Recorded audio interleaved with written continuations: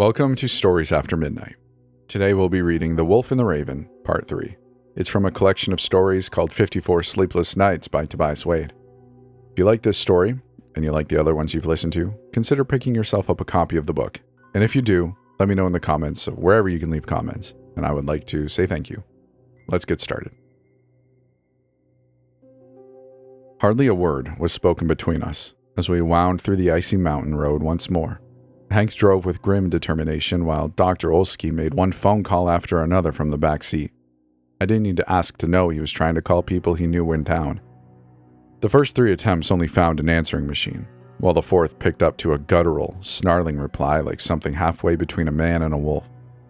We all listened to the halting, growling words which were not words for a few seconds before Dr. Olsky ended the call. He did not make a 5th attempt. "Is your wife all right?" I asked, dreading the answer. Then hurriedly, "At least the wolves weren't attacking people." "That's because there are no people left to attack," Dr. Olsky replied somberly. "Whatever is happening to the wolves is happening to the people too." "You're not saying that they're all dead, are you?" Hank asked, his eyes alternating between the road and the raven flying overhead. "They're moving, aren't they? I don't think we'll make any sense of this phenomenon while clinging to such primitive superstitions as life and death. They've become something else entirely." "We could just keep driving," I ventured meekly. "Never look back. Never speak of it. Or we could call for help and maybe they could send in the National Guard or something."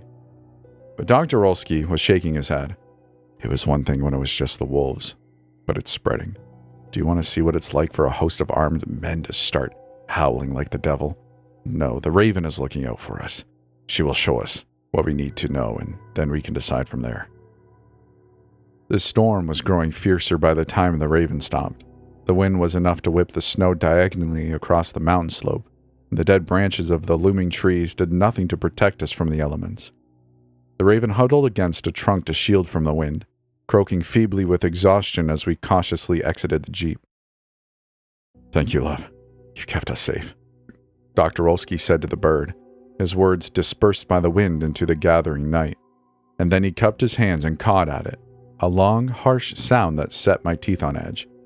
The raven launched from the branch at once to settle near a small indentation in the snow on the ground. "Why do you keep doing that?" I asked, though I was afraid to speculate the reason. I was almost relieved when Dr. Olsky didn't answer, and instead stomped his way to the indentation in the snow, where he began to sweep the heel of his boot to clear the ice and snow. A small opening began to form by the time Hank and I joined him. I looked around for the raven, but the bird was nowhere to be seen amidst the spinning eddies of snow. Then glancing back, just in time to see the old professor down on his hands and knees, and then flat onto his stomach as he crawled his way into the narrow opening he had made in the ground. Hank clutched his rifle to his chest as he dropped to the ground to crawl after him, and I knew I had no choice but to follow. Once I got past the initial claustrophobia of the small opening, it felt good to know the route was too narrow for one of the monstrous wolves to follow us without a good deal of digging. The air was rapidly growing warmer as well, and soon the space began to open wider as the ice and snow around us gave way to rock and frozen mud. Hank turned on a flashlight up ahead that he was holding with his teeth, and every once in a while he'd glance back to check on me. The next flash of light startled me when it revealed the rock had seamlessly given way to a clean white tiling, like one might find in a hotel bathroom. The space widened considerably after that, and soon the 3 of us were able to comfortably stand in the widening cave. "This is no lair," Hank spoke first, his voice cracking from the strain. I stared incredulously at the padded armchair in the corner of the room, at the walls lined with shelves stuffed with musty leather-bound books cramming the place from floor to ceiling. Dr. Olsky strode across the room to the lamp beside the chair, and turning it on revealed the extent of the comfortable study. There was a large wooden desk on the opposite end, its surface cluttered with glass jars where floating jawbones, eyes, and other drifting organs were suspended in a thick yellowish fluid. Some looked like they belonged to animals, while others looked disturbingly familiar to those I encountered within human cadavers during my own studies. "I told you I never intended you to come here, Sarah," Dr. Olsky said as he crossed the room to sit in the wooden chair behind the desk. "I told you not to search for the lair, but you have taken after me too strongly, never knowing when you have gone too far." Stretching, pawing, sniffing, behind us the way we crawled in, had the wolves found us already? I saw Hank tense as he heard it as well, and he instinctively swung his rifle toward the sound. Then readjusting, he pointed the gun at Dr. Olski. "You've been hiding too much, old man," the hunter growled. "What do you know about this place?" "I know that the wolves really did live here once," Dr. Olski mused, lowering himself to stare into one of the glass jars containing the lower half of a jaw. The teeth were too large and pointed to be human, but neither were they of sufficient length to belong to a wolf. "I never intended for them to end up like this, though," the professor continued with resignation.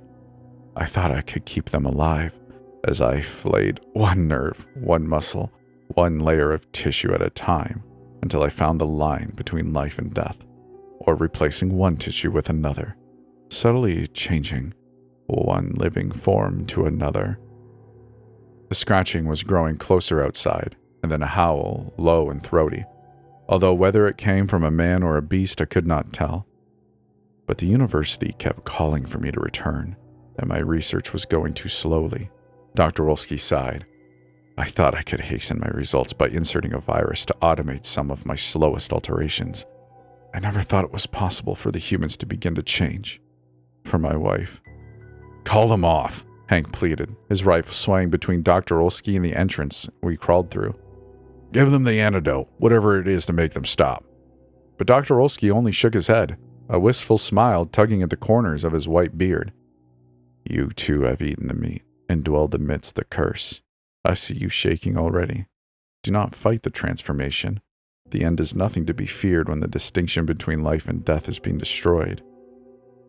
The frozen ground leading into the lair collapsed from the digging and a rush of snow and bitter wind. The gun went off, the reverberating blast magnifying in the enclosed space, so that its echoes merged with unearthly howls. The bullet pulverized the jaw of the wolf that made it through first, but its cold yellow eyes never blinked as it continued its lunge. "Don't fight them!" Dr. Olski shouted, the tension in his voice making it sound almost like the cawing of the raven once more. "They are your brothers!" Paws and hands, side by side, clawing the earth, as the wolves and humans from the town swarmed into the small chamber, clambering over each other on all fours. The matted fur and filthy winter coats really did seem to flow together, one creature no different than the next. The howls rose in their throats, the timbers weaving and merging into one, the blasphemous ensemble of the living dead. The gun went off again, and this time it was the professor who staggered back against the wall. He stared down at the bullet in his stomach, gingerly lifting his shirt to inspect the damage. The small, neat hole was wedged between two of his ribs, spreading a network of cracks through his body, as though he was made of ice. Revealed, too, was the thick patches of fur and twisted feathers which covered most of the professor's body. "Death has come to us," Dr. Olski howled with a maniacal glee. "Do not fight your nature!" There was nothing I could do but press myself to the shelves of books and close my eyes, to bear the wave of howls and screams belonging to neither man nor beast, the living nor the dead. The frozen bodies piling into the room brought no heat, but rather seemed to drain it from the place until everything, even my thoughts, had grown numb. And then in the pit of my misery and despair, a sound unlike the others broke through the madding fray. The croaking, cawing of the raven, untainted by the deforming influence, pure and natural and insistent. The cawing continued as the maelstrom grew around me, when at last I found the courage to open my eyes. I saw the broken and bloody stump of a tail disappearing back up the tunnel. The clean white tiles were ruined with filth and blood, but the den was otherwise empty. Both Hank and Dr. Olski must have followed the pack back to the surface.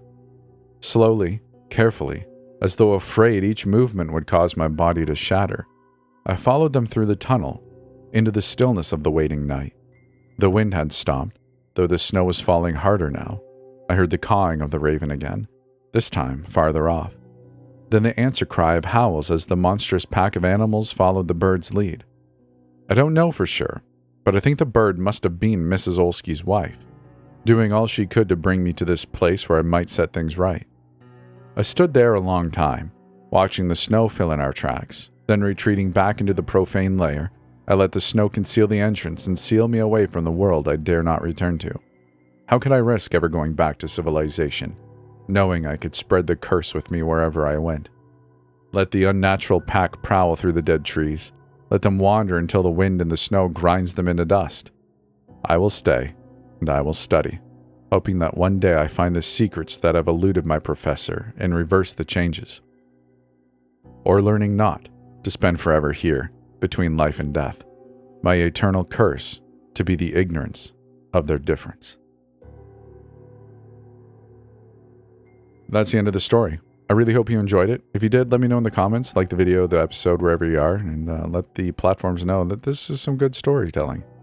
If you did enjoy it, though, and you'd like to support the channel, you can do so on Patreon. I'd really appreciate that. And a huge shout out to you, if you are a patron, for being a patron. I appreciate it. And if you'd like to chat with us, come join our Discord. It's a fun little place. I think you'd enjoy yourself there. With all that said, I hope you have enjoyed this story. We will see you in the next one.